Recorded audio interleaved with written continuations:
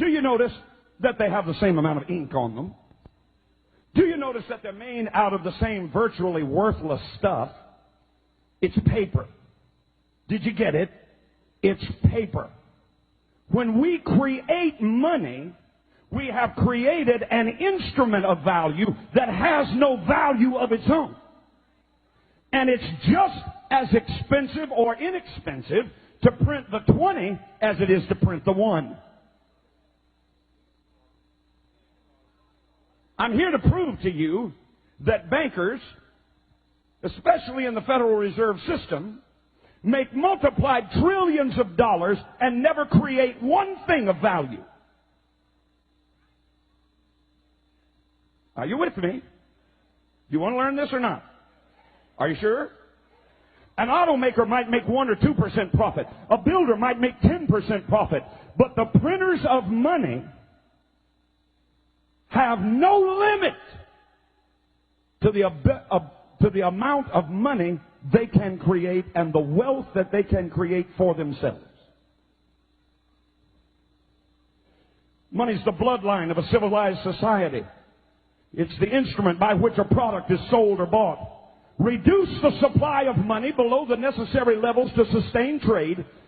Reduce the amount of this in the system below the levels necessary to sustain the current trade, and you create a depression. In 1930, let me ask you a question. Did we not have farms? In 1930, did we not have factories? Did we have the greatest roadway system in the world at that time? Yes. Did we have the greatest communication system in the world at that time? Yes. Did we have the greatest opportunity of trade with oceans on both sides and water systems like the Mississippi River running through the width and breadth of this nation? Did we have ability to move our goods and services? Yes. Did we have transportation and roadways? Yes. What did we not? Did we lack workers? Then what happened? I'll tell you what happened. The bankers decided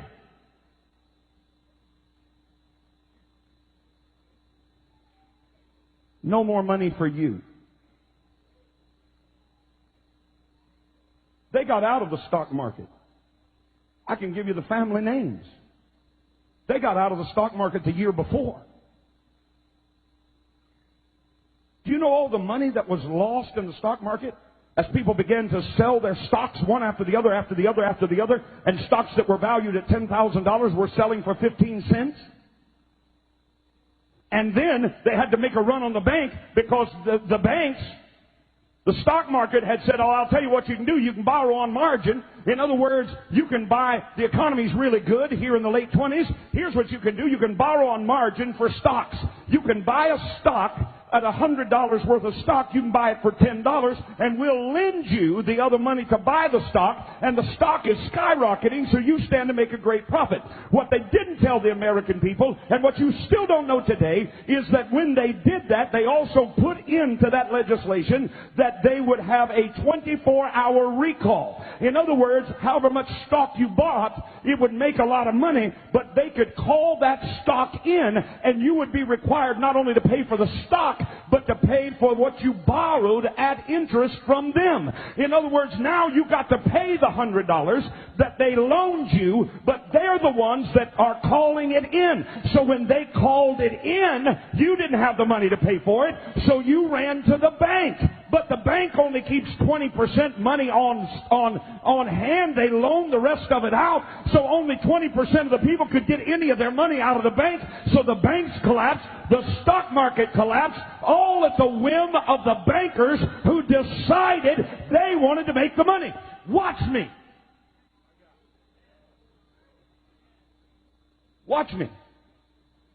All that stuff was being sold.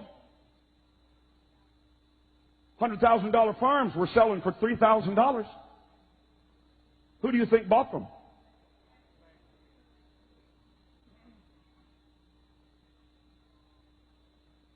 Why are you looking at me funny? You know what you're looking at? You're looking like sheep that have been led to the slaughter and didn't know it. I'm going to continue. Can I continue? We didn't lack industrial capability.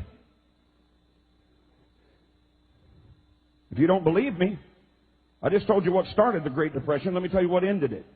World War II. And all of a sudden, the same banks that said no money for farms, no money for food, put people in soup lines, no money for commerce, no money for railroads, no money for roads, no money, no money. All of a sudden said, war? And all of a sudden, factories that were closed down began to work 3 shifts. Where'd the money come from? The same pockets that refused to give it before. Because they decide when it will be printed, how much will be printed, and how much usury or interest will be paid. Not the federal government. The federal government has no say in it, as I will prove to you. Say, debt is a devil. By the simple manipulation of a few wealthy bankers, World War II ended the Great Depression. After successive failures to convince the public of the need of a central bank by wars, these same European bankers financed both sides of the Civil War in this country. You don't even know that. Same bankers, same families, financed both sides of the Civil War. Why? They make the money.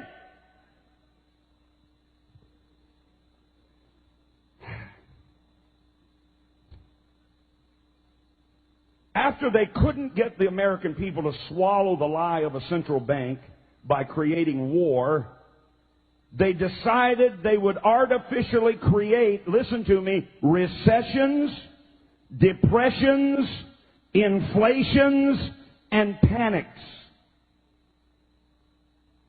Since only a small amount of deposits are stored at the bank, about 20%, the other 80% is out on loan with security of property and your promise to pay it back. A simple rumor of a bank's insolvency would make a run on that bank. Everybody would get nervous, go pull their money out of the bank, and that bank would collapse. And then the international bankers who started the rumor in the first place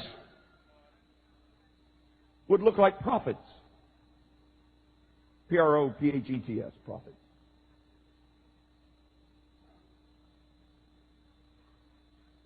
Are you hearing something you've never known? Wave your hand. If you think America ought to know, wave your other hand. All right, then don't quit on me. One of the key movers and shakers of this, let's get a central bank by making the people afraid by causing their banks to collapse. One of the key movers and shakers was a man by the name of, you might recognize it, J.P. Morgan. His father was an agent for the wealthy, you might know this name, Rothschild family. Here's a quote.